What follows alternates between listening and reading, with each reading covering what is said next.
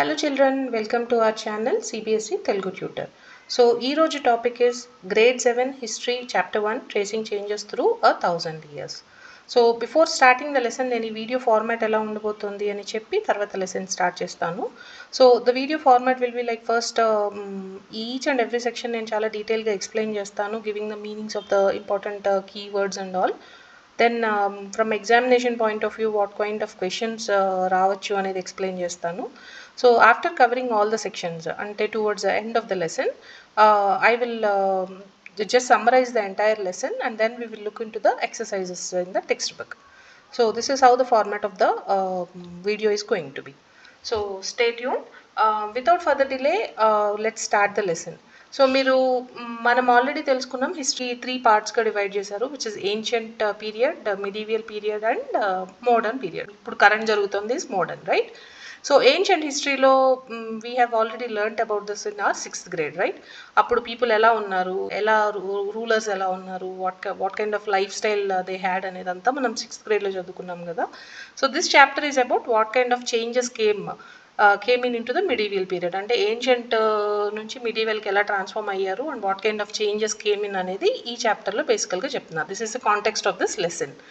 So లెసన్కి వచ్చేసరికి ఫస్ట్లో ఇక్కడ ఏమి ఇచ్చారు, they are showing us 2 maps, right? ఇక్కడ ఒక మ్యాప్ ఇచ్చారు, ఇక్కడ ఒక మ్యాప్ ఇచ్చారు. This first section is all about trying to identify the differences between these 2 maps. So differences ఏంటి అంటే ఈ మ్యాప్స్కి, ఈ ఫస్ట్ మ్యాప్ అట it was drawn in 1154 by an Arab geographer named Al Idrisi. Okay, so ఇది 1154 ఇయర్లో చేశారు and it was drawn by Arab geographer Al Idrisi. ఇది ఇండియా మ్యాప్ అని చెప్తున్నారు, both the maps are of India. Okay, so first map is drawn in 1154 by Arab geographer Al Idrisi. అలానే second map was drawn by French కార్టోగ్రఫర్ in 1720s.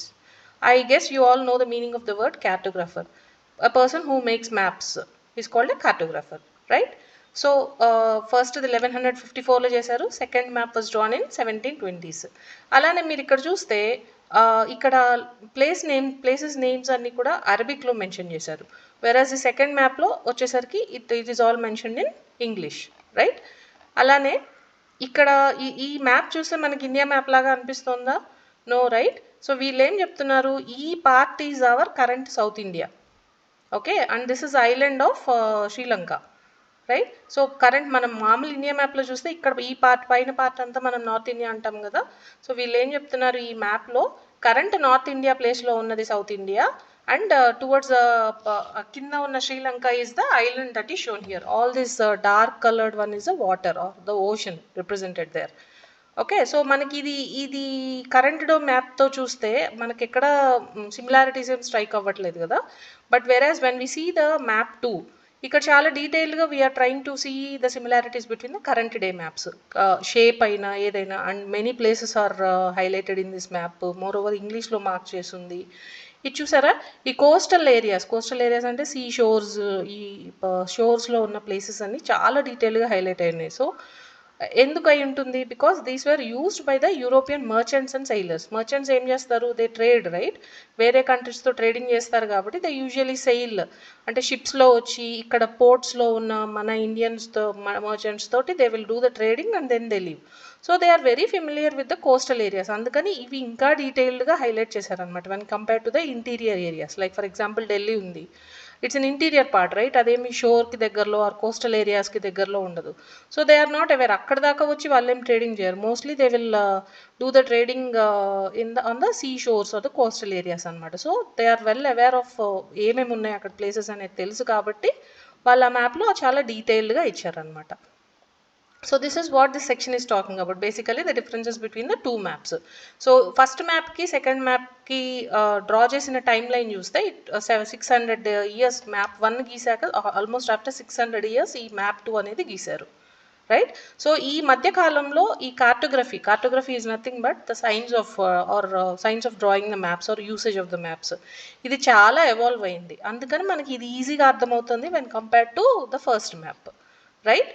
So first ఈ examination point of వ్యూలో what is cartography expect చేయొచ్చు, which is the science of drawing maps. Cartographer అంటే person who draws the maps. So these are the two important things. అలానే first map ఎవరు గీశారు, ఏ ఇయర్లో గీశారు అనే క్వశ్చన్ రావచ్చు. So it is 1154 by Al Idrisi, Arab geographer. Second map ఏ టైంలో గీశారు, 1720s గీశారు. అండ్ సబ్జెక్టివ్ క్వశ్చన్ వచ్చేసరికి like you can expect a question like what are the differences between these two maps.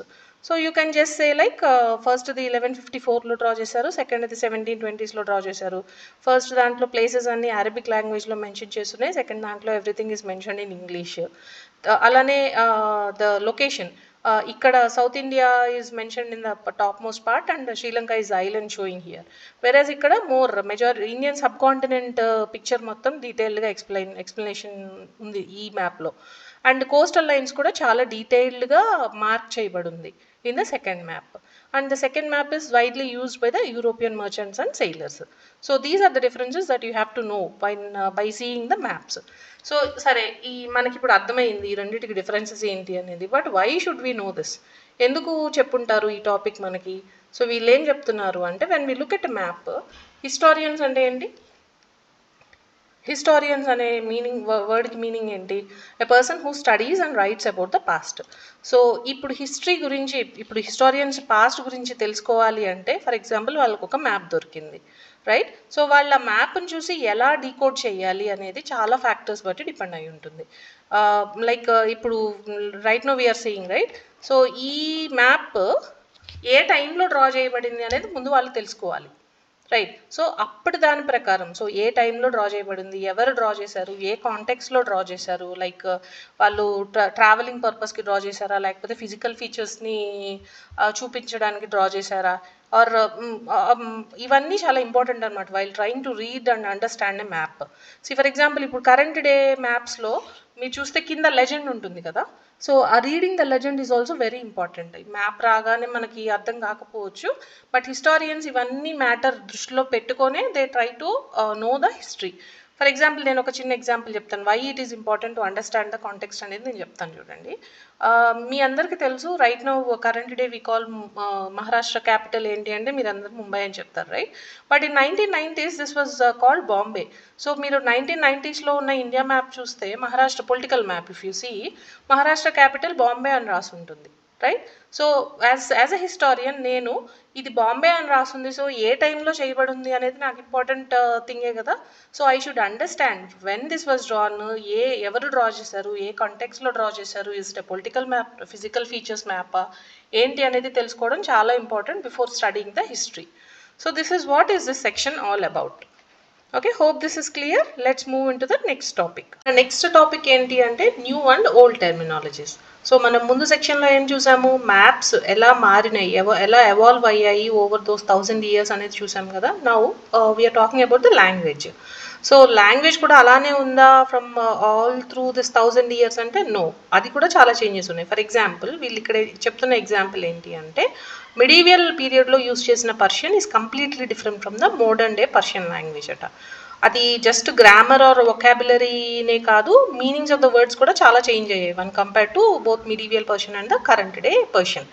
So language కూడా చాలా change అయింది over this 1000 years. ఇక్కడ మనకి బ్రీఫ్గా చెప్తున్న ఎగ్జాంపుల్ ఏంటి అంటే, one of the key example ఏంటి అంటే the word Hindustan.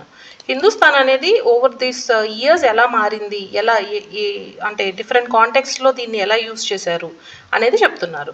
So Hindustan అనే వర్డ్ మనం ఇప్పుడు హిందుస్థాన్ అనే వర్డ్ వింటే ఏమంటాం, it is nothing but India. We hear in the news channels, right, the other name of India అని అనుకుంటాం మనం ఇప్పుడు, రైట్? కానీ ఇప్పుడు 13th century ఒక క్రానిక్లర్ ఉన్నారు హూ ఇస్ మిన్హాజీ సిరాజ్. ఇతను ఏమంటున్నాడు, హిందుస్థాన్ అనే వర్డ్ని వాళ్ళు యూజ్ చేశారు వాళ్ళ క్రానికల్స్లో, కానీ వాళ్ళు చెప్తున్న ప్లేస్ ఏంటి, it's not the entire India that we're referring to in the current day. అతను హిందుస్థాన్ అనే వర్డ్ని ఎలా యూజ్ చేశాడు అంటే, to refer to the places which are near by Delhi, ఆ surrounding places of the Delhi or Delhi sultanate. Sultanate అంటే nothing but the king. Okay, Delhi sultan rule చేసిన areas which are Punjab, Haryana, like Uttar Pradesh, current day Uttar Pradesh, like Yamuna and Ganga ప్లేసెస్కి మధ్యలో ఉన్నవి, ఇవన్నీ rule చేశాడు Delhi sultanate. So అతను rule చేసిన ఏరియాని ఈ మిన్హాజీ సిరాజ్ అనే అతను హిందుస్థాన్గా రిఫర్ చేస్తున్నాడు. ఈ పార్ట్లో ఎక్కడ మన సౌత్ ఇండియా లేదు. ఓకే, సో మిన్హాజీ సిరాజ్ అనే అతను 13th centuryలో ఒక chronicler. So he was referring to Hindustan as the areas ruled by the Delhi sultanate, basically the areas in and around Delhi. So this was in 13th century. Whereas 300 years later when the Mughals came in, Mughal kings rule చేసినప్పుడు Babur 16th centuryలో Hindustan అనే word మళ్ళీ use చేశాడు. But ఈసారి ఇతను ఏమంటున్నాడు, it's not just the area rule by the Delhi sultanate. ఇతను ఏంటి, మొత్తం ఇండియన్ సబ్ కాంటినెంట్లో ఉన్న పీపుల్, వాళ్ళ హ్యాబిట్స్, వాళ్ళ లైఫ్ స్టైల్స్, అప్పుడున్న జియోగ్రఫికల్ కండిషన్స్, ఫానా అంటే ఏంటి, యానిమల్ లైఫ్, ఆ ప్లేస్లో ఉన్న యానిమల్ లైఫ్, ఈ డీటెయిల్స్ అన్నిటినీ రెఫర్ చేయడానికి బాబర్ హిందుస్థాన్ అనే టర్మ్ని యూజ్ చేశారు. మీకు అందరికీ తెలిసి ఉంటుంది ఇండియన్ సబ్ కాంటినెంట్ అంటే ఏంటి. బిఫోర్ అంటే అప్పట్లో mean 1600s and all, subcontinent అంటే not only India country, for as on today India country కాకుండా అలాంగ్ విత్ దట్ పాకిస్తాన్, ఇటు బంగ్లాదేశ్, నేపాల్, భూటాన్, ఇవన్నీ కూడా ఇండియాలో పార్ట్ కలిపే ఉంటాయి అన్నమాట. సో ఈ అంతటిని కలిపి ఇండియన్ సబ్ కాంటినెంట్ అని అంటారు అప్పట్లో అనేవాళ్ళు. సో బాబర్ ఏం రిఫర్ చేస్తున్నాడు, ఈ ఇండియన్ సబ్ కాంటినెంట్ మొత్తాన్ని రిఫర్ చేస్తూ హిందుస్థాన్ అనే టర్మ్ యూజ్ చేస్తున్నారు. ఓకే, సో నెక్స్ట్ అలానే అమీర్ ఖుష్రో అనే ఒక పోయెట్ ఉన్నారు. He was a very famous poet. So ఇతను కూడా 14th centuryలో హింద్ అనే టర్మ్ యూజ్ చేశారు. బట్ ఆ హింద్ అనేది ఈ కరెంట్ ఇండియాకి ఏమీ రిలేషన్ లేదనమాట. So this is what they are telling, how the word Hindustan is used in different contexts in different periods of times. Okay, so మీకు ఇప్పుడు హిందుస్థాన్ అనే వర్డ్ మీకు అర్థమైంది కదా, లెసన్లో ఇచ్చారు. సో మనం కరెంట్ డే కూడా ఇలాంటి వర్డ్స్ని చాలా ఎన్కౌంటర్ అవుతాం. మేబీ మనకి తెలియకపోవచ్చు.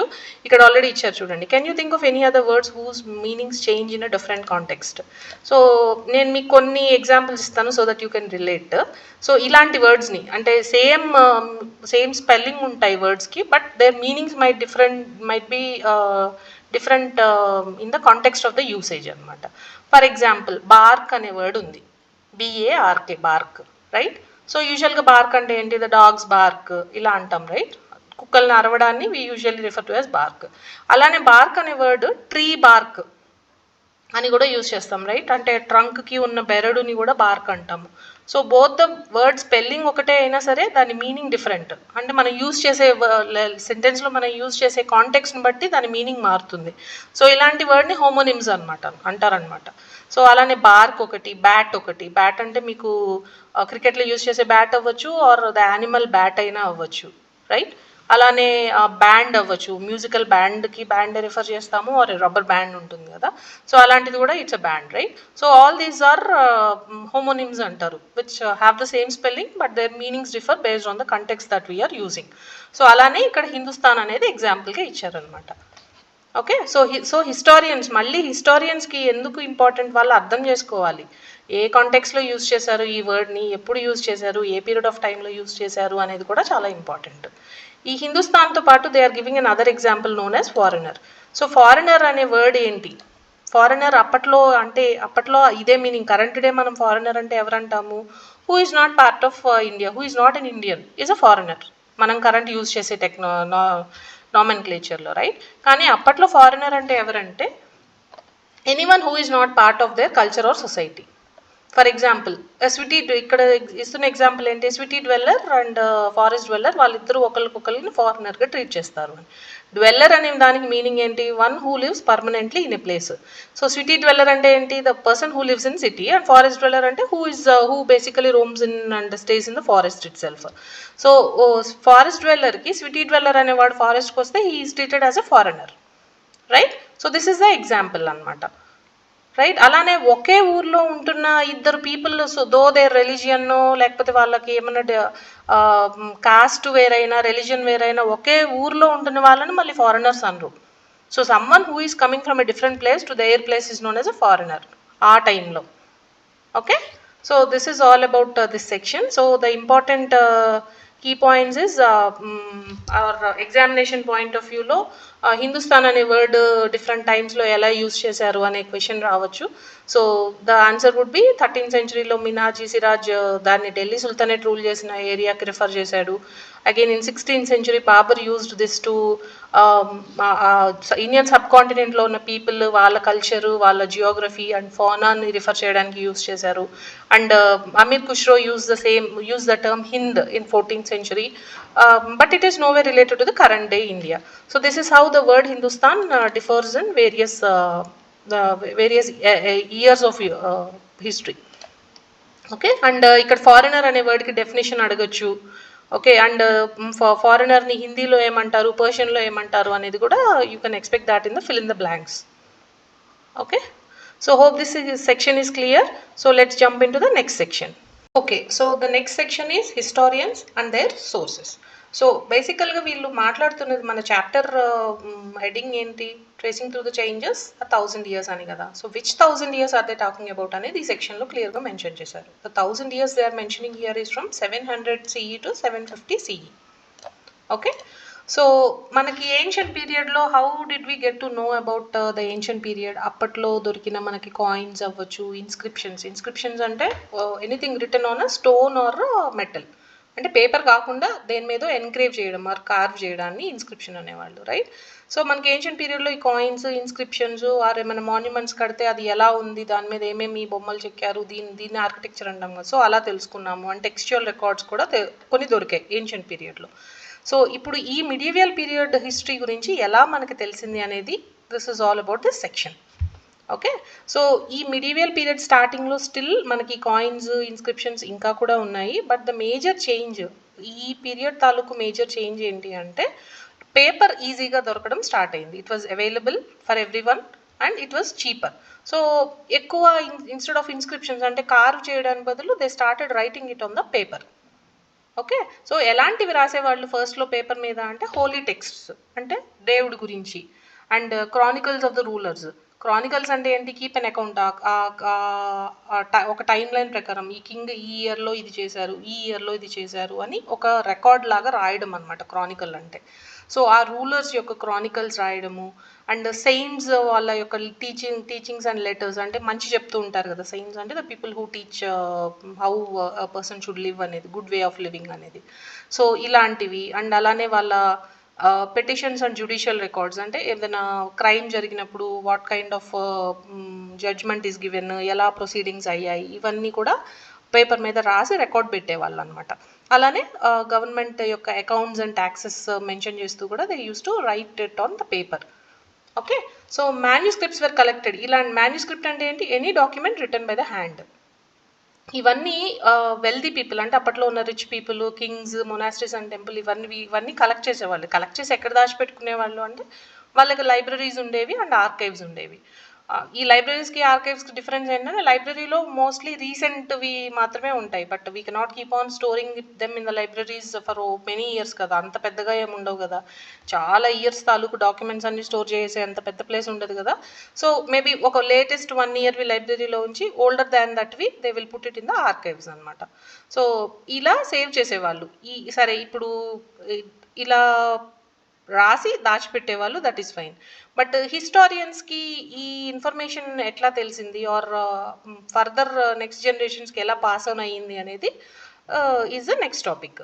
సో మనకిప్పుడు ఏదైనా పాత డాక్యుమెంట్ ఏదైనా దొరికింది and we want to show it to someone else అనుకోండి, ఏం చేస్తారు, మనం యూజువల్గా ప్రింటింగ్ ప్రెస్కి వెళ్ళో ఎక్కడో జెరాక్స్ మెషిన్లో ఒక కాపీ చేసేసి we will return the original document to the library for example.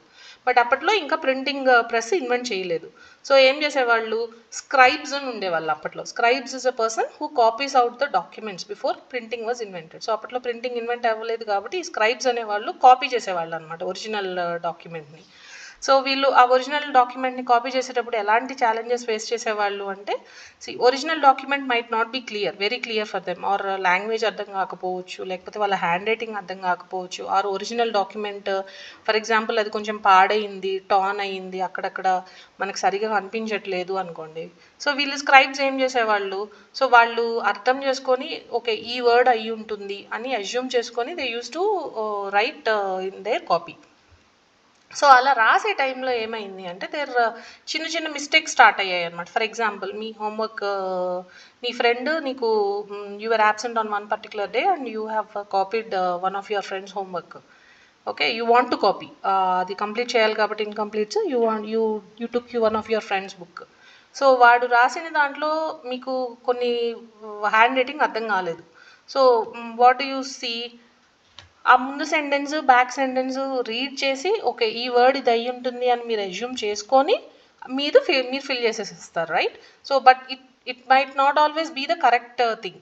అంటే అతను రాసింది వేరేది అయ్యి ఉండొచ్చు, you might have mistaken and wrote something else, right? So అలానే స్క్రైబ్స్ కూడా ఈ కాపీ చేసుకునే ప్రాసెస్లో వాళ్ళు కొన్ని due to many issues, as I told, language issue అవ్వచ్చు, లాంగ్వేజ్ అర్థం కాకపోవడం వల్ల అవ్వచ్చు, ఆర్ హ్యాండ్ రైటింగ్ అర్థం కాకపోవడం వల్ల అవ్వచ్చు, or the original manuscript quality సరిగా లేకపోయి వాళ్ళకి సరిగా కనపడక వీళ్ళు అజ్యూమ్ చేసుకొని రాయొచ్చు.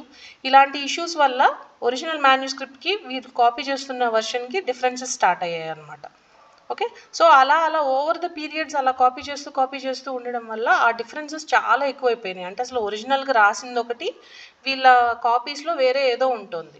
Okay, so these are the challenges. Printing press లేకపోవడం వల్ల మాన్యువల్గా రాయడం వల్ల ఇంత డిఫరెన్స్ వస్తుంది అనమాట. సో ఒక్కొక్కసారి ఏం చేసేవాళ్ళు, ఈ కాపీ చేసేది డిఫరెంట్ వర్షన్స్ కూడా రాసేవాళ్ళు. అంటే ఫస్ట్ ఒకటి రాసేవాళ్ళు, మేబీ ఇప్పుడు నేను ఒరిజినల్ స్క్రిప్ట్ తీసి ఫస్ట్ ఒక కాపీ రాశాను, ఆ తర్వాత నేను మా ఫ్రెండ్స్ ఏం రాశారో కూడా చూసి ఓ ఇదే అయితే నేను తప్పు రాశాను అనుకుంటా అని చెప్పి నేను మళ్ళీ నా ఫస్ట్ వర్షన్ని రీరైట్ చేసి కరెక్ట్ ఇన్ఫర్మేషన్తో సెకండ్ వర్షన్ని కూడా నేను పబ్లిష్ చేయొచ్చు. ఓకే, సో అలాంటిదే జియావుద్దీన్ బరణి అనే క్రానికలర్, ఫస్ట్ వర్షన్ ఒక కింగ్ యొక్క క్రానికల్స్ని రాస్తాడు అతను, తుగ్లక్స్ అనుకుంటా. సో హీ రోట్ 1356లో ఒక వర్షన్ రాశాడు, ఒక క్రానికల్ రాశాడు. బట్ 2 years తర్వాత ఇంకొక కంప్లీట్ డిఫరెంట్ వర్షన్ రాశాడు. బట్ హిస్టారియన్స్కి ఏంటి, ఫస్ట్ వర్షన్ మాత్రమే దొరికింది. అసలు సెకండ్ వర్షన్ అనేది ఒకటి ఉంది అని 1960s వరకు they didn't at all know. Okay, so అంటే అప్పటి వరకు ఏమనుకున్నారు, 1356లో రాసిన వర్షనే కరెక్ట్ అనుకున్నారు, అండ్ దాని ప్రకారమే they understood the history. Unless they read about the second version they did not know that okay ఇంకొక వర్షన్ ఉంది, ఇది ఇందుకు రాశారు, ఇలాంటి ఇష్యూస్ ఉండుండొచ్చు అని చెప్పి we did not get to no. Okay, so this is what this section about. So యూజువల్గా ఇక్కడ ఎలాంటి క్వశ్చన్స్ రావచ్చు from examination point of viewers, like small objective questions అయితే వాట్ ఆర్ ఇన్స్క్రిప్షన్స్ రావచ్చు, మాన్యుస్క్రిప్ట్ అంటే ఏంటి రావచ్చు, are who is a historian, scribe, chronicler అంటే ఎవరు, ఇలాంటి వర్డ్స్ మీరు try to understand the meanings and prepare. And subjective questions వచ్చేసరికి మీకు you can be asked about the challenges faced by the historians in copying the manuscripts. This is a subjective question. Okay, and అలానే who was the 13th century chronicler who wrote two versions of the history అనే question కూడా రావచ్చు, who is Ziauddin Barani. Okay, so this is all this topic about. So let's move on to the next section. So the next topic is new social and political groups. So ఈ 700 to 1750 టైంలో ఎలాంటి changes జరిగాయి, in terms of టెక్నాలజీలో ఎలాంటి inventions జరిగాయి, political social లైఫ్స్లో ఎలాంటి differences వచ్చాయి అనేది ఈ టాపిక్ యొక్క కాంటెక్స్ట్. సో ఈ 1000 yearsలో కొన్ని టెక్నాలజికల్ ఇన్వెన్షన్స్ ఏంటి జరిగాయి అంటే, the invention of Persian wheel for irrigation, అలానే spinning wheel for weaving, and then firearms in combat. So ఇవి ఏంటి, do you know what is the spinning wheel? So ఇంతకుముందు ఎలాగా అగ్రికల్చర్లో క్రాప్స్కి వాటర్ పోయాలి అంటే people are dependent on the wells, దాంట్లో నుంచి వాటర్ తీసి బయటకి, and they have to physically move and water all the crops, చిన్న చిన్న ప్లాంట్స్ అన్నిటికీ వాటర్ పోయాలి, రైట్? సో ఈ పర్షియన్ వీల్ ఇన్వెన్షన్ వల్ల ఆ జాబ్ వాళ్ళకి చాలా ఈజీ అయిపోయింది. వాళ్ళు ఛానలింగ్ చేసుకుంటే, అంటే లైక్ వెల్స్ ఆర్ పాండ్స్లో ఇలాంటి వీల్ ఒకటి సెటప్ చేసి water is extracted from the water sources and it is routed to the crops. So దీనివల్ల ఇరిగేషన్ ఇరిగేషన్ అగ్రికల్చరల్ పర్పసెస్కి ఇరిగేషన్కి చాలా ఈజీ అయిపోయింది. అలాగే స్పిన్నింగ్ వీల్, వీవింగ్లో స్పిన్నింగ్ వీల్. సో ఇంతకుముందు వీవింగ్ ఎలా చేసేవాళ్ళు అంటే, స్పిండిల్ అనే ఒక చిన్న టూల్ లాంటిది ఉంటుంది, సో దాంతో వీవింగ్ చేసేవాళ్ళు. But it is a slow process అనమాట, చాలా టైం పట్టేది. సో ఈ వీల్ ఇన్వెన్షన్ వల్ల టెక్స్టైల్ ఇండస్ట్రీ కూడా చాలా ఎవాల్వ్ అయ్యిందనమాట. So that is what is a major invention they are talking about. And also the firearms in combat. Firearms అంటే ఏంటి, ఇంతకుముందు వాళ్ళు ఏదైనా రైవల్ కింగ్డమ్తో కానీ ఎలా ఫైట్ చేయాలన్నప్పుడు they used only the swords or physical weapons అంతే, హ్యాండ్తో క్యారీ చేసి వెళ్ళి ఫైట్ చేసేవి. కానీ ఈ పర్టికులర్ టైంలో ఫైర్ ఆర్మ్స్ అంటే like pistols or guns where కొంచెం ఫైర్ జనరేట్ అవుతుంది కదా, సో అలాంటి కెనాన్స్ ఇలాంటివి ఈ పీరియడ్ ఆఫ్ టైంలో ఇన్వెంట్ అయ్యాయి. So these are the technological inventions done during the period. అలాగే ఈ టైంలో ఈ పీరియడ్లో కొత్త కొత్త క్రాప్స్ కూడా ఇన్వెంట్ అయినాయి. ఇన్వెన్షన్ ఇన్ ద సెన్స్ మనం ఇండియాలో కూడా కల్టివేట్ చేయడం స్టార్ట్ చేసాము. Which are those foods? Potatoes, corns, chillies, tea and coffee. ఇలాంటివి ఆ టైంలో ఆ పీరియడ్ ఆఫ్ టైంలో ఇండియన్ సబ్ కాంటినెంట్కి ఇంట్రడ్యూస్ అయ్యాయి అనమాట. ఇవి ఎక్కడి నుంచి వస్తాయి? They are not invented or discovered, కొత్తగా కనిపెట్టేవి కాదు.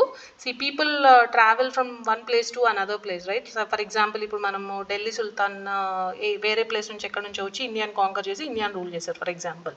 సో వాళ్ళ ఒరిజినల్ ప్లేస్లో ఫర్ ఎగ్జాంపుల్ పర్షియన్ వీల్ అని అన్నారు కదా, సో పర్షియన్ వీల్ వాళ్ళ ప్లేస్లో యూస్ చేస్తున్నారు. When they have conquered India and they started ruling India, వాళ్ళు యూస్ చేస్తున్న టెక్నాలజీని ఇక్కడ కూడా యూస్ చేయడం స్టార్ట్ చేశారు. That's how the people of India also started got to know about that and they started using it. So ఇలాగ వేరే వేరే పీపుల్ వచ్చి మనల్ని రూల్ చేయడం వల్ల అవనివ్వండి, మర్చెంట్స్ వచ్చి మన వాళ్ళతో ఇంటరాక్ట్ అవ్వడం వలన అలా వాళ్ళు యూజ్ చేసేవి మనకు కూడా తెలిసి అలాగా స్ప్రెడ్ అయ్యి మనం ఇవి కూడా స్టార్ట్ చేయడం యూజ్ చేసామన్నమాట. సో ఈ technological advances and the new foods that we started using in this period are this things. So moving on to the next one. ఈ టైంలో చాలా మంది గ్రూప్స్గా ఫామ్ అయ్యి they use to Rome around. ఎందుకంటే India చాలా prosperous country. So ఒక ప్లేస్లో నుంచి ఇంకొక ప్లేస్కి వెళ్ళి అక్కడ ఏం ఆపర్చునిటీస్ ఉన్నాయి to earn money and settle down అనేది ఆలోచించుకొని అక్కడ సెటిల్ అవ్వడం స్టార్ట్ చేశారు. సో ఇలాంటి మూమెంట్ జరుగుతున్న టైంలో రాజ్పుట్స్ అనే ఒక గ్రూప్ చాలా ఫేమస్ అయ్యారు. రాజ్పుట్స్ అంటే it is derived from the word Rajaputra. Rajaputra అంటే ఏంటి? రాజా అంటే విచ్ మీన్స్ రాజు, పుత్ర అంటే son. So son of a ruler. So ఆ రూలర్స్ని రాజ్పుట్స్ అని అనేవాళ్ళు. So not only the kings ఇక్కడ, also the people who served in the army అవ్వచ్చు, వాళ్ళ ఆర్మీ చీఫ్స్ అవ్వచ్చు, ఆర్ ద చీఫ్ టైన్స్ అవ్వచ్చు, వీళ్ళందరినీ కలిపి రాజ్పుట్స్ అనేవాళ్ళు. సో అప్పట్లో ఉన్న పోయట్స్ని రాజ్పుట్స్ అన్ని ఎవరిని అంటారు, వాళ్ళకి ఎలాంటి క్వాలిటీస్ ఉంటాయి అనేది చెప్పారు. చివాలరిక్ కోడ్ ఆఫ్ కాంటాక్ట్ అంటే ఈ రాజ్పుట్స్కి ఒక సెపరేట్ బిహేవియర్ ఉంటుందన్నమాట. Like they are code of conduct అనుకోవచ్చు. Chivalric code of conduct, extreme valour and great sense of loyalty. చూడండి, చివాలరిక్ మీనింగ్ ఏంటి? Systematic behaviour followed by the kings or the knights. అలానే extreme valour అంటే ఏంటి? Great courage, అంటే చాలా ధైర్యంగా ఉంటారనమాట వాళ్ళు. యుద్ధంలో చనిపోవాల్సి వచ్చినా they can sacrifice their own life, అంత ధైర్యంగా ఉంటారు. And a great sense of loyalty. So వాళ్ళు ఇప్పుడు ఈ ఆర్మీస్లో ఉన్న సోల్జర్స్ని కూడా మనం రాజ్పుట్స్ అనే అంటున్నాం కదా, so they are loyal to their king, right? So ఇలాంటి క్వాలిటీస్ ఉన్న వాళ్ళని రాజ్పుట్స్ అని అప్పట్లో పోయట్స్ ప్రైజ్ చేసేవాళ్ళట. సో ఇలా కింగ్స్ని రాజ్పుట్స్ అంటామని మనం తెలుసుకున్నాం కదా. అలాంగ్ విత్ దాట్ వీళ్ళు ఇంకా వేరే గ్రూప్స్ ఉన్నాయి, లైక్ మరాఠాస్, సిఖ్స్, జట్స్, అహోమ్స్ అండ్ కయస్తాస్. వీళ్ళందరూ కూడా పొలిటికల్గా బాగా ఇంపార్టెంట్ అయ్యారు అపార్ట్ ఫ్రమ్ ద రాజ్పుట్స్ ఈ పర్టికులర్ పీరియడ్ ఆఫ్ టైంలో. ఓకే, సో ఇంకొక చేంజ్ ఏంటి జరిగింది ఈ పీరియడ్ ఆఫ్ టైంలో అంటే, వీళ్ళు అగ్రికల్చర్ ఎప్పుడైతే పర్షియన్ వీల్ ఇరిగేషన్లో యూజ్ చేయడం స్టార్ట్ చేశారో they wanted to expand that agriculture. So వాళ్ళు ఏం చేశారు, ఫారెస్ట్లో ఉన్న ట్రీస్ని కొట్టేసేసి దే స్టార్టెడ్ ఎక్స్పాండింగ్ దేర్, అంటే ఆ ల్యాండ్ని ఇంకా ఎక్స్పాండ్ చేస్తూ వెళ్ళారు అగ్రికల్చర్ కోసం యూజ్ చేసే ల్యాండ్ని. సో ఇప్పుడు మనకి ఫారెస్ట్ డ్వెల్లర్ అనే వర్డ్ విన్నాం కదా ఇందాకటి ప్రీవియస్ సెక్షన్లో. సో ఇప్పుడు ఆ ఫారెస్ట్ డ్వెల్లర్ అంటే person who lives in the forest. So ఇప్పుడు ఈ ఫారెస్ట్ పడగొట్టి అగ్రికల్చర్ ఎప్పుడైతే ఎక్స్పాండ్ చేయడం స్టార్ట్ చేశారో ఆ ఫారెస్ట్లో ఉండే వాళ్ళు ఏమవుతారు మరి? సో వాళ్ళు కూడా వేరే ప్లేసెస్కి మూవ్ అవ్వడం స్టార్ట్ చేశారు. కొంతమంది ఏం చేశారు, అక్కడే ఉండి ఆ ల్యాండ్ని టిల్లింగ్ చేయడం స్టార్ట్ చేశారు. Tilling is nothing but preparing the crop for cultivation of land. So వాళ్ళు కూడా కొంత ల్యాండ్ తీసుకొని, సరే ఇంకెక్కడికి వెళ్తాము, ఇక్కడే మనం కూడా కొంచెం ల్యాండ్ని తీసుకొని దాన్ని టిల్ చేసి మనం కూడా ఇక్కడే ఉండిపోదామని అనుకున్నారు. అలానే and became the peasants. Peasants అంటే మీకు లాస్ట్ ఇయర్ వచ్చింది కదా, ఎ పర్సన్ అంటే చాలా కొద్ది ల్యాండ్ ఓన్ చేసి ఆర్ బేసికలీ పూర్ పీపుల్ని పేజెంట్స్ అనేవాళ్ళం కదా, రైట్? సో అలా ఉండిపోయారు. సో ఇప్పుడు ఇలా ఈ న్యూ పెజెంట్స్ ఎప్పుడైతే ఫామ్ అయ్యారో వీళ్ళు అక్కడ ఉన్న చీఫ్టైన్స్ వాళ్ళందరూ వీళ్ళ మీద డామినేట్ చేయడం స్టార్ట్ చేశారనమాట. సో వీళ్ళు ట్యాక్సెస్ కట్టాల్సి వచ్చేది వీళ్ళకి. సో ఇలాగంటే ఎకనామికల్గా చాలా డిఫరెన్స్ స్టార్ట్ అయ్యాయి అనమాట. ఈ పీజెంట్స్కి ల్యాండ్ లార్డ్స్కి చాలా డిఫరెన్స్ ఉంది. They are rich people and these are poor people. Okay. And ఈ పీజెంట్స్ కూడా ఏం చేసేవాళ్ళు, కొంతమంది ఏమో క్యాటిల్ రేరింగ్ చేసేవాళ్ళు అపార్ట్ ఫ్రమ్ అగ్రికల్చర్ కాకుండా. And lean season of agriculture అంటారు, which is meant by like ఒక పర్టికులర్ సీజన్లో ఒక క్రాప్ వేస్తారు and the other season they have to, అంటే ఇంకేం పండదు ఆ టైంలో. సో ఆ టైంలో ఏం చేసేవాళ్ళు, కొన్ని artisanal works like pottery, weaving, basket making, jewellery making, ఇలాంటివన్నీ ఆర్టిషనల్ వర్క్ అనమాట. సో మామూలు హార్వెస్ట్ సీజన్ ఆర్ ఫర్టైల్ సీజన్లో క్రాప్స్ పండించి సెకండ్ సీజన్లో they use to depend on this artisanal work for earning. So ఇలాగ గ్రాడ్యువల్గా ఏమైంది, చాలా గ్రూప్స్గా డివైడ్ అయిపోయారు. ఫర్ ఎగ్జాంపుల్ జ్యువెలరీ మేకింగ్ వాళ్ళందరూ ఒక గ్రూప్గా ఫామ్ అయిపోయారు అండ్ వాళ్ళు గ్రూప్గా ఉంటున్నారు. ఓకే. పాటరీ వాళ్ళందరూ ఒక గ్రూప్గా ఉంటున్నారు. అలా డిఫరెంట్ పీపుల్ డిఫరెంట్ గ్రూప్స్గా ఫామ్ అయిపోయి they are further divided into the sub caste or jatis. So నేను ఇప్పుడు చెప్పినట్టు వాళ్ళు చేస్తున్న వర్క్ బట్టి డిఫరెంట్ గ్రూప్స్గా సెగ్రిగేట్ అయ్యి వాళ్ళకు ఒక నేమ్ ఫామ్ అయింది, which is nothing but jatis. So వాళ్ళ ర్యాంకింగ్ ఎలాగుంటుంది, based on the occupation or work they do, దాన్ని బట్టి వాళ్ళ ర్యాంకింగ్ ఉందన్నమాట. So these are called the jatis. So jatis form అయ్యాక వాళ్ళని మరి ఎవరు రూల్ చేస్తారు అంటే, ప్రతి జతీకి ఒక group of, for example jewellery making వాళ్ళ ఒక జతి అంటే కనుక వాళ్ళకు ఒక సెట్ ఆఫ్ రూల్స్ ఉంటాయి. Like these are the rules, మన జ్యువెలరీ మేకింగ్ పీపుల్ అందరం ఇలాంటి రూల్స్ ఫాలో అవ్వాలి అని వాళ్ళకు ఒక రూల్స్ ఫ్రేమ్ చేశారు. అండ్ ఎవరు చూస్తారు వీళ్ళు ఆ రూల్స్ ఫాలో అవుతున్నారా లేదా అని అంటే, ప్రతి జతికి ఒక ఎల్డర్ పీపుల్ కలిపి జతి పంచాయత్ అనే ఒక గ్రూప్ ఫామ్ అయ్యారు. సో ఈ పీపుల్ అందరూ వాళ్ళ జతిలో ఉన్న వాళ్ళందరూ వాళ్ళ రూల్స్ ఫాలో అవుతున్నారా లేదా అనేది దే విల్ గవర్న్ అనమాట. సో ఇది జతీస్ యొక్క రూల్స్.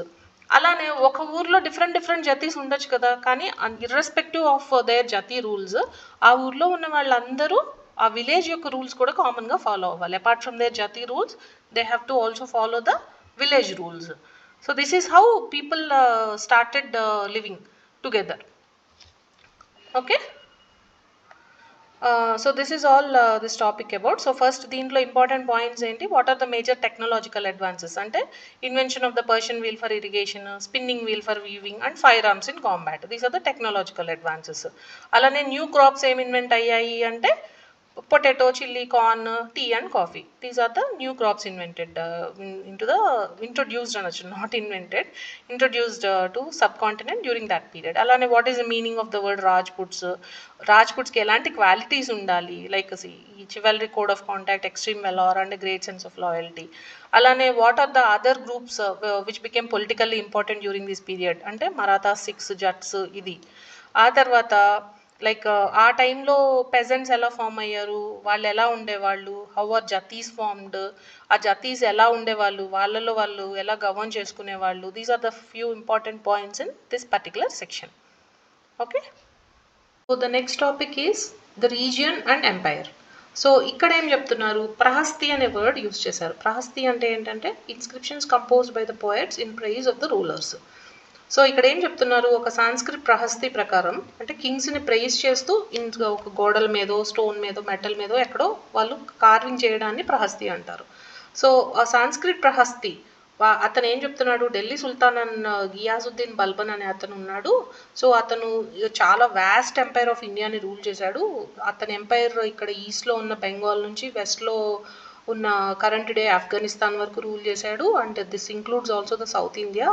కింద ఉన్న ఆంధ్ర, కేరళ, కర్ణాటక వీళ్ళ ఈ కింగ్డమ్ యొక్క కింగ్స్ అందరూ ఇతను ఆర్మీస్ని చూసి పారిపోయారు అని చెప్పి అతను ఆ ప్రహస్తిలో రాశారట. ఓకే. బట్ హిస్టారియన్స్ తర్వాత చూస్తే ఇది మరీ ఎగ్జాజరేట్ చేసి చెప్తున్నారు, ఇట్స్ నాట్ ట్రూ అని తర్వాత కనుక్కున్నారు. ఎందుకు అలా అయి ఉంటుంది అంటే, వాళ్ళు కంట్రోల్ కోసం ఆ ఏరియా మొత్తం మాది అని చెప్పుకోవడం ద్వారా వేరే వాళ్ళు భయపడతారు కదా. సో ఇంత పెద్ద కింగ్డమ్ నేను రూల్ చేస్తున్నాను అంటే అవతల వాడు వచ్చి మన మీద దాడి చేయడానికి కూడా ట్రై చేయడు అన్న సెన్స్లో వీళ్ళు వాళ్ళు రూల్ చేస్తుంది యాక్చువల్గా కొంచెం ప్లేస్ అయినా సరే మేము ఇంత పెద్దది రూల్ చేస్తున్నాము అని చేసి ఎగ్జాజరేట్ చేసి చెప్తున్నారు అనమాట. అలానే from one more thing, so ఇక్కడ ఒక చిన్న పాయింట్, ఈ మ్యాప్ చూస్తున్నాం కదా. So this is a map. ఇది ఎప్పటిది అంటే ఇక్కడ ఇచ్చారు చూడండి. Provinces of Delhi sultanate during Muhammad Tughlaq's reign according to the Egyptian source Masalik al Absar. So ఇక్కడ మ్యాప్ పాయింటింగ్ రావచ్చు, like they might give you the map and ask you to point, for example the kingdom of Delhi అనొచ్చు, or Malwa Kingdom point చేయమని అడగచ్చు. So you have to read through this map in detail. ఇక్కడ names ఇచ్చారు కదా, current Davy కొన్ని సిమిలర్గానే ఉండొచ్చు. For example ఇక్కడ గుజరాత్ అని ఉంది, అప్పట్లో కూడా దాన్ని గుజరాత్ అనేవాళ్ళు. So you can directly market in the current day Gujarat. So read through these names and you might get a map pointing thing from this map. Okay. So the next thing, అలానే అమీర్ ఖుస్రో అనే పోయిట్ని మనం ఇందాక కూడా రెఫర్ చేసాం కదా, where he use the term Hind అనే వర్డ్ని use చేశారు అని చెప్పాను కదా. Amir Khusro is actually a poet. So ఇతను 1318లో ఏం చెప్పారు అంటే, అప్పటికి ఆ ఇయర్లో ఆ పీరియడ్లో చాలా డిఫరెంట్ లాంగ్వేజెస్ మాట్లాడుతున్నారు ఇండియాలో. లైక్ సింధీ అంట, లాహోరీ అంట, Kashmiri, Dwara Samudri in southern Karnataka, Telangana in Andhra Pradesh, Gujari in Gujarat. So ఇలా డిఫరెంట్ లాంగ్వేజెస్ యూజ్ చేస్తున్నారు అప్పటికి ఇన్ 1318 కల్లా. అండ్ అతను ఇంకొక విషయం కూడా చెప్పాడు, లైక్ సంస్కృత్ అనే లాంగ్వేజ్ ఉంది which is used irrespective of the, అంటే అది రీజియన్కి సంబంధించి ఏం కాదు. సో ఎవరైనా వాడచ్చు, but not everyone, irrespective of the region. But ఎక్కువగా ఇది ఎవరికి తెలుస్తుంది అంటే బ్రాహ్మిన్స్కి మాత్రమే అర్థమవుతుంది, rather than the common people. Okay, అది అన్నిటికన్నా old language and common people do not know it and only the Brahmanas do. Okay, so ఇలా డిఫరెంట్ లాంగ్వేజెస్ అప్పట్లో. ఇప్పుడు మనకు తెలుగు అంటున్నాము ఆంధ్రప్రదేశ్ తెలంగాణలో, అప్పట్లో అది తెలంగాణి అని ఉంది. గుజరాత్లో గుజారీ అని మాట్లాడే లాంగ్వేజ్ మాట్లాడుతున్నారు. Those were the names of the languages used in different states at that particular point of time. Okay, so moving on to the next one. So ఇప్పుడు ఇక్కడ ఏం చెప్తున్నారు అంటే, ఇలా డిఫరెంట్ స్టేట్స్గా ఫామ్ అయినాయి కదా, but there were few rulers who ruled pan region empire. Pan region empire అంటే ఏంటి, లైక్ మీకు ఈరోజు we can understand what is a pan India film. Though it is a Telugu film, it is released in different languages so that it is accessible to different other states also, right. అలానే pan regional rule అంటే ఏంటి అంటే, pan regional rule or pan regional empire అంటే ఏంటంటే, for example Mughal king ఉన్నారు. So he ruled many states, not only one particular state. Delhi sultanate ఉన్నాడు, he ruled around Delhi. అలా కాకుండా మొఘల్ కింగ్స్ ఆల్మోస్ట్ ఇండియా మొత్తాన్ని రూల్ చేశారు, which has different states. So అలా rule చేసిన వాళ్ళ దాన్ని pan region rule or pan regional empire అని అనేవాళ్ళట. ఓకే, సో ఇలా రూల్ చేయడం వల్ల ఏమైంది, డిఫరెంట్ స్టేట్స్లో, మామూలుగా అయితే డిఫరెంట్ స్టేట్స్లో వాళ్ళ పర్టికులర్ లాంగ్వేజ్, వాళ్ళకి స్పెసిఫిక్ కల్చర్, ట్రెడిషన్స్ అలా ఉండేవి కదా. ఇలా పాన్ రీజనల్ ఎంపైర్ ఉండడం వల్ల అలాంటి డిఫరెన్సెస్ తగ్గాయి అని చెప్తున్నారు. ఎందుకంటే ఒక కింగ్ రూల్ చేస్తున్నాడు అండ్ మేబీ అతను సేమ్ పాలసీస్ అందరికీ అప్లై చేస్తూ అలా ఉంటారు కాబట్టి ఆ డిఫరెన్సెస్ తగ్గాయి అని చెప్తున్నారు ఆ పీరియడ్ ఆఫ్ టైంకి. But towards the end of the Mughal rule, ఎప్పుడైతే మొఘల్స్ డిక్లైన్ అయ్యారో ఆ టైంలో మళ్ళీ ఈ రీజనల్ క్యారెక్టరిస్టిక్స్ ఇంప్రూవ్ అయ్యాయట. మళ్ళీ ఈ డిఫరెన్సెస్ తగ్గి, ఐ మీన్ వాళ్ళ ట్రెడిషన్స్, కల్చర్స్ మళ్ళీ రీగెయిన్ అయ్యాయి అని చెప్తున్నారు. So this is all this topic about. So ఇక్కడ ఎక్స్పెక్ట్ చేయాల్సిన questions maybe this languages they might ask. అంటే ఫర్ ఎగ్జాంపుల్ గుజారీ అనేది ఏ స్టేట్లో యూజ్ చేశారు అప్పట్లో అని అనొచ్చు, which is the oldest language అని అడగచ్చు, what is a pan region empire అని అడగచ్చు క్వశ్చన్. యాజ్ ఐ సెడ్, ఈ మ్యాప్ పాయింటింగ్లో మ్యాప్ ఇచ్చేసి they might ask you to point out the Malwa state or the Jahangira state, ఢిల్లీని మార్క్ చేయండి, హన్సీని మార్క్ చేయండి, ఇలాంటివి క్వశ్చన్స్ రావచ్చు. What is the word meaning of the word prashasti, and who is that emperor, Delhi sultanate ఎవరు, who had claim that he had ruled a vast empire అనేది అడగచ్చు. Who is Ghiyasuddin Balban, ఏ ఇయర్ నుంచి ఏ ఇయర్ వరకు హీ లివ్డ్. సో ఇలాంటి questions అన్ని we can expect from this section. So hope this section is clear. So let's move on to our next section. Our next section is old and new religions. So ఈ period of టైంలో how ఆ religious beliefs అనేది ఎలా మారింది అనేది ఈ సెక్షన్లో చెప్తున్నారు. సో ఈ పీరియడ్కి వచ్చేసరికి every one started believing like some supernatural power ఉంది అనేది అయితే అందరూ కామన్గా నమ్ముతున్నారు. బట్ ఎవరికి వాళ్ళకి పర్సనల్గా ఒక డైటీని పూజించడం స్టార్ట్ చేశారనమాట దిస్ పర్టికులర్ పీరియడ్ ఆఫ్ టైంలో. సో మేబీ నేను ఒక దేవుణ్ణి ప్రే చేయొచ్చు అండ్ నువ్వు ఒక దేవుణ్ణి ప్రే చేయొచ్చు. బట్ కలెక్టివ్గా మనందరము we are agreeing on the concept of god or some supernatural power అనేది ఈ పీరియడ్లో స్టార్ట్ చేశారనమాట బిలీవ్ చేయడం. అలానే ఇంకెలాంటి చేంజెస్ వచ్చాయి ఈ టైంలో అంటే లైక్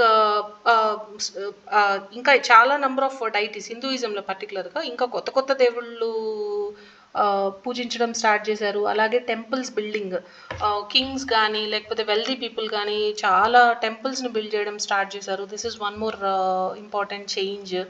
అలాగే బ్రాహ్మిన్స్ అనే కమ్యూనిటీ చాలా ఇంపార్టెంట్గా అయ్యింది, or dominant group of the సొసైటీగా ఫామ్ అయింది. ఎందుకు అంటే వాళ్ళకి మాత్రమే సంస్కృత్ వచ్చు, సంస్కృత్లోనే వేదాస్ ఇవన్నీ రాసుంటాయి కదా. So we are dependent on them. So we are treating them as a connectivity to God.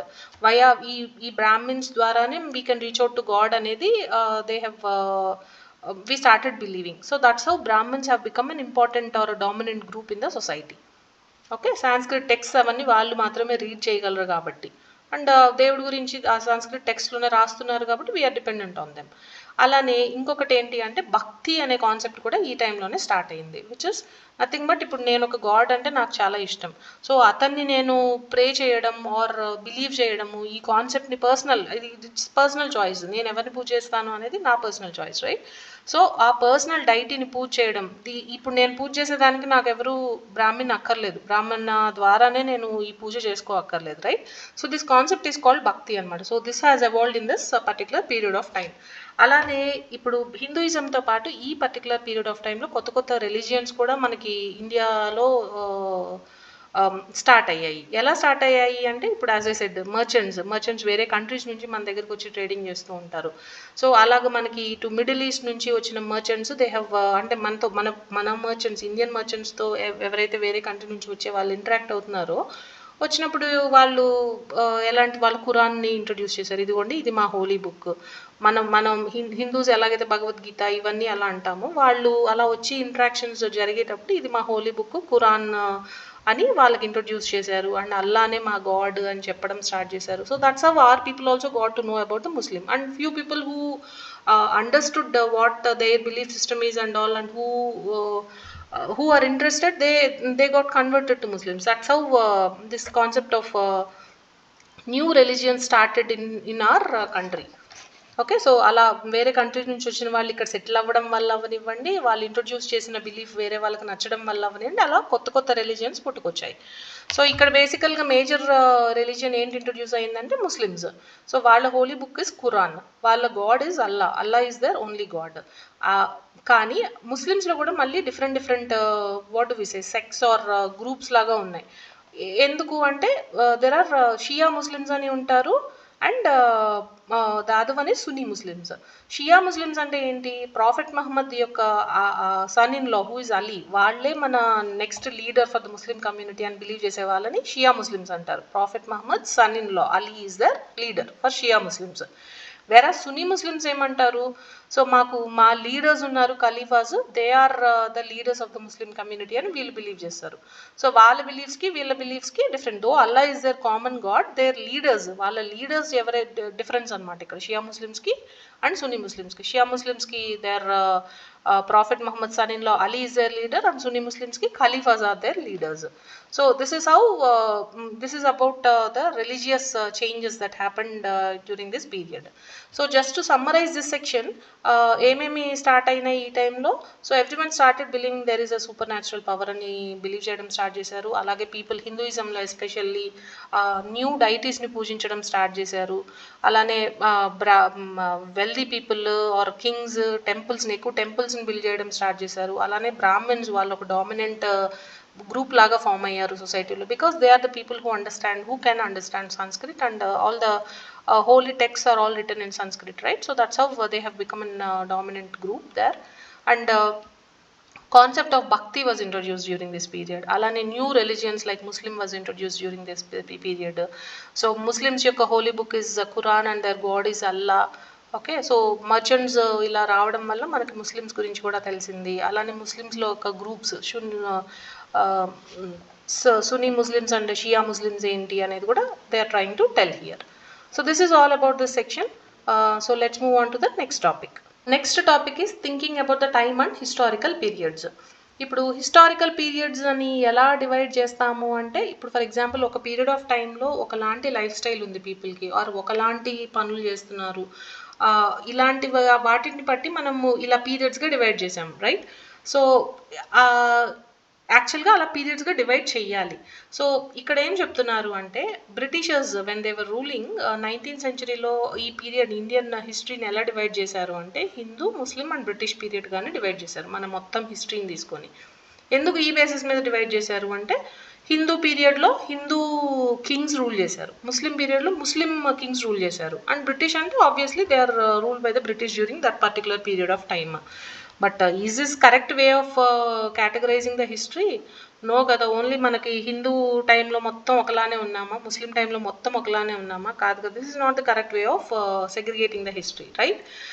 కొంతమంది స్టిల్ బిలీవ్ ఇలాంటి పీరియడైజేషన్నే కొంతమంది బిలీవ్ చేశారు, కానీ but there are many other things to consider when we are segregating or categorizing the history, right? So అప్పట్లో people ఏం use చేసేవాళ్ళు, like మన కింద కొన్ని ఎగ్జాంపుల్స్ కూడా ఇచ్చారు, లైక్ హంటర్ గ్యాదరర్స్. వీళ్ళు ఏన్షియంట్ పీరియడ్లో, for example when we compare ancient and medieval period, so అప్పట్లో హంటర్ గ్యాదరర్స్ ఏం యూజ్ చేసేవాళ్ళు, లైక్ వెపన్స్ ఎలాంటివి ఉండేవి, లైక్ షార్ప్ టూల్స్ ఏవో యూజ్ చేసేవాళ్ళు. ఓకే, తర్వాత as I told, firearms in combats, అలానే హంటింగ్కి కూడా యూజ్ చేశారు కదా కొన్ని, as we have evolved, right? అలానే ఎర్లీ ఫార్మర్స్ ఎలా యూజ్ చేశారు, ఎలాంటి టెక్నిక్ యూజ్ చేశారు, తర్వాత హౌ దిస్ హాజ్ ఎవాల్వ్డ్. అలానే పీపుల్ ఎలా ఉండేవాళ్ళు విలేజెస్లో, టౌన్స్లో, అంతకుముందు ఎలా ఉన్నారు, ఇప్పుడు ఎలా ఉన్నారు. సో ఇలాంటి థింగ్స్ని కూడా they have to consider. It's not just based on the religion of the king they have ruled, అలానే కేటగరైజ్ చేస్తే అవ్వదు కదా. సో దో కొంతమంది అది బిలీవ్ చేసినా సరే, that is not the correct way of categorizing the history. This is what they are telling here. Okay, and ఇప్పుడు ఈ పీరియడ్ని మనం ఇప్పుడు ఏదైతే మనం ఇప్పుడు చదువుకున్నామో దీన్ని మెడీవియల్ పీరియడ్ అంటున్నాము. So this is a transition between, అంటే ఏన్షియంట్ పీరియడ్లో నుంచి మనము ఎలాంటి చేంజెస్ అయ్యి మెడీవియల్లోకి వచ్చాము, and what changes are further happen in to the modern history. Okay, so this is all this lesson about. So ఇక్కడ మీరు ఎక్స్పెక్ట్ చేసే క్వశ్చన్ ఏంటి అంటే, హౌ దిస్ వాస్ కేటగరైజ్డ్, ఎలా పీరియడ్స్గా డివైడ్ చేశారు, what are the other factors that have to be considered while grouping this histories, ఇలాంటివన్నీ ఈ సెక్షన్ నుంచి ఎక్స్పెక్ట్ చేయొచ్చు. I hope this topic is clear. So just this is the end of the lesson. In the next section, I would just give a brief summary of the entire lesson. Moving on to the exercises. First question ikkada enti ante, who was considered a foreigner in the past? As we have discussed in that section, foreigner is any person who is not part of that village or culture kada. So this is the definition of a foreigner. So దీనికి the way you have to answer depends on how much marks this is given against. Like if it is just a 1 or 2 mark question, this definition itself is enough. Like any person who is not part of the village or their culture or society is known as foreigner అని ఇవ్వచ్చు. If it is అంటే ఇంకా కొంచెం ఎక్కువ మార్క్స్కి అడుగుతున్నారు అంటే, then you can add this point also. Like for example, forest dweller కి city dweller is considered as a foreigner, and ఒకే విలేజ్లో ఉంటున్న ఇద్దరు పర్సన్స్కి, if they are, though their religion and caste is different, they are not considered as foreigners to each other అనే point కూడా మీరు add చేయొచ్చు. Okay, so this is what the first question is. Tarvata section is true or false, right? So the next question is, we do not find inscriptions for the period after 700. So మనం ఇందాక చదువుకున్నాం history sources వాటన్నిటిలో, right? So we know that paper usage increase అయ్యింది అని ఈ పీరియడ్లో, but inscriptions అసలు కంప్లీట్గా అయితే ఆగలేదు. So they still have inscriptions, but the usage of paper had increased. So మనం ఇప్పటికీ చూస్తే ఆఫ్టర్ 700లో కట్టిన టెంపుల్స్ మీదైనా there might be writings about the king, అవన్నీ కూడా రాసి ఉంటాయి. Those are nothing but inscriptions, right? So inscriptions are still there, but the usage of paper has increased. So the answer is false for this. So we do have inscriptions even after 700. So that is the first one. The next, the Marathas asserted their political importance during this period.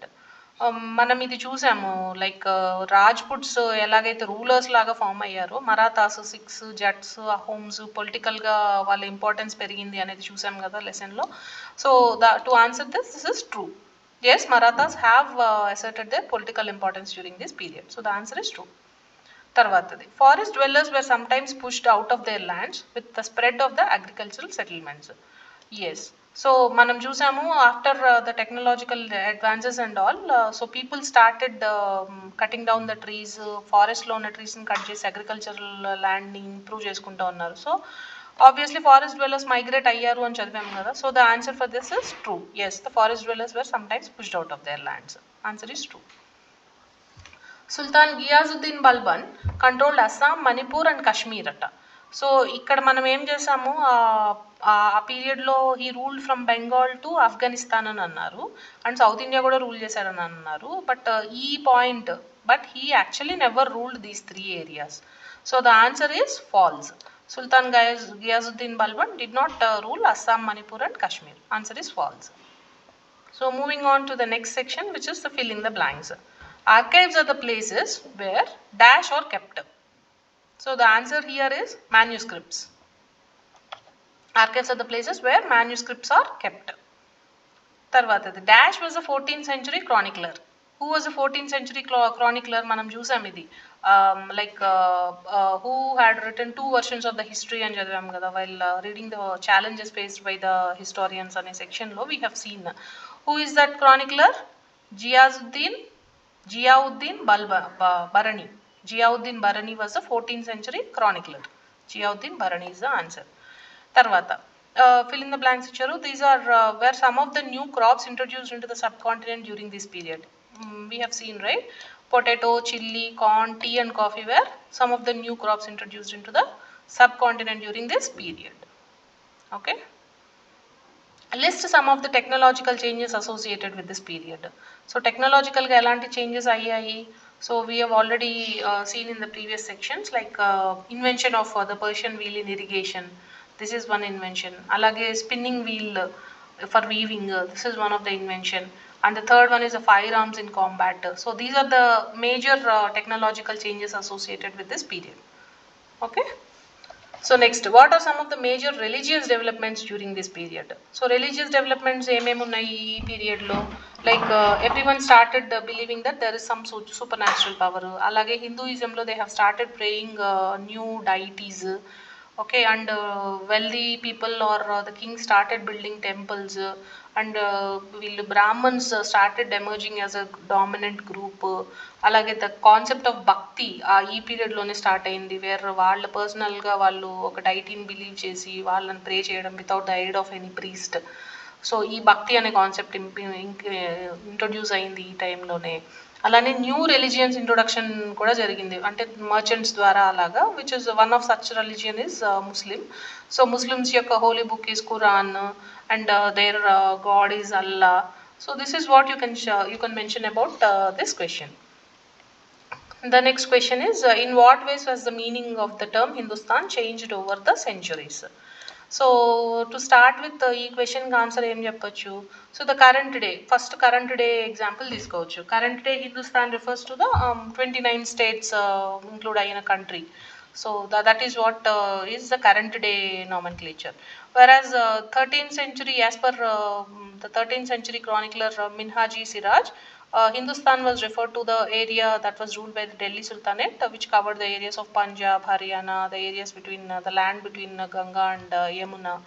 So basically the places in and around Delhi Sultan, and which was ruled by Delhi Sultanate.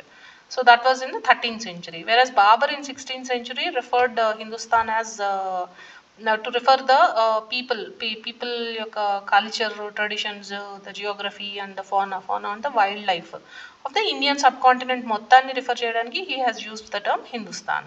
అలాగే Amir Khushro used the term Hind, but which is nowhere related to the current India, right? So these are the this is how Hindustan was used over the centuries in different contexts. Okay, hope this answer is clear. తర్వాత how were the affairs of jatis regulated, మనం ఇది కూడా చూసాము. జతీస్ అని form అయ్యాయి తెలుసుకున్నాము. వీళ్ళని ఎవరు గవర్న్ చేస్తారు అంటే group of people, elder people అందరూ కలిపి జతి పంచాయత్ అని ఫామ్ చేస్తారు. ఎవ్రీ జతీస్కి ఒక సెట్ ఆఫ్ రూల్స్ ఉంటాయి. So these elders or jati panchayat ensures that the people of their jati follows the rules.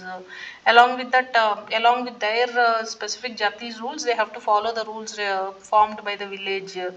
So this is how jatis are regulated. Affairs of the jatis are regulated. This is the answer.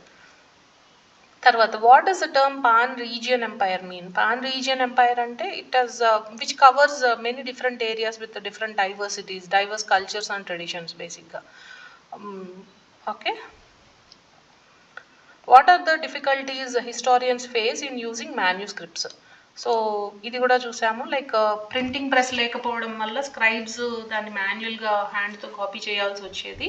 So due to understanding issues or language issues or handwriting issues, so they have assumed few things and they have started copying that, due to which I mean the differences were significant between the original manuscript and the copies that they have written. So this has increased over a point of time. Like oka original manuscript ki different copies వచ్చాయి, and the different copies are nowhere related to each other. Everyone was started writing different versions based on their understandings. So these were the challenges. Because of this, oka manuscript ke different versions create avadam start ayyayi. To quote an example, the 14th century chronicler Ziauddin Barani 2 versions రాశాడు of their king. 2 years gap low, like one was in 1356 and another one was in 1358. But the historians did not know about the second version until 1960s. So these were the challenges faced by the historians. తర్వాత how do historians divide the past into periods? యూజువల్గా అయితే based on the lifestyle, what kind of changes happen from the previous particular period of time to post one other particular period of time అనేవి అన్నీ consider చేసుకొని చేయాలి. Do they face any problems in doing so? Yes, they face. కొన్నిసార్లు for example మనం ఇప్పుడు medieval history అని చెప్తున్నాం, right? కానీ 11th centuryలో అండ్ 16th centuryని కంపేర్ చేస్తే, though they both belong to the same period, కానీ మొత్తం సేమ్గా లేవు కదా. 11th centuryకి 16th centuryకి చాలా డిఫరెన్సెస్ జరిగాయి, రైట్? మనం ఇందాక మ్యాపే చూసాము, బోత్ మిడీవియల్ పీరియడ్లో గీసిన మ్యాప్సే, but they both differ very, చాలా పెద్ద డిఫరెన్స్ ఉంది ఆ రెండింటికిను, right? So yes, there will be a difference, but ఎక్కువ క్యారెక్టరిస్టిక్స్ సిమిలర్గా ఉన్న వాటిని కలిపి ఒక పీరియడ్గా డివైడ్ చేస్తారు బేసికల్గా. So this is the question about. Tarvata compare either map 1 or map 2 with the present day maps of the subcontinent, listing as many similarities and differences as you can find. So obviously map 1 తో అయితే మనకు చాలా differences వస్తాయి. If you compare the present day map, ఇంగ్లీష్లో రాసింది, అసలు అది India shape లానే లేదు అంటే maybe they have drawn that map in a different angle. It's not a top view, కింద నుండి గీశారు, so that only Sri Lanka and the southern part is visible, something like that. Okay, and అది దాంట్లో ఎక్కువ details లేవు, మేజర్ ప్లేసెస్ ఏమీ depict అవ్వట్లేదు map 1లో when compare to the current day. Okay, so అలాంటి డిఫరెన్సెస్ అన్నీ చెప్పచ్చు. Okay, so this is what this lesson is about. Hope everything is clear. Hope I have answered all the questions in detail. Okay, then let's wind up today's video. Thank you for watching, and for any questions or doubts, do let me know in the comment section. Thank you everyone. Bye bye.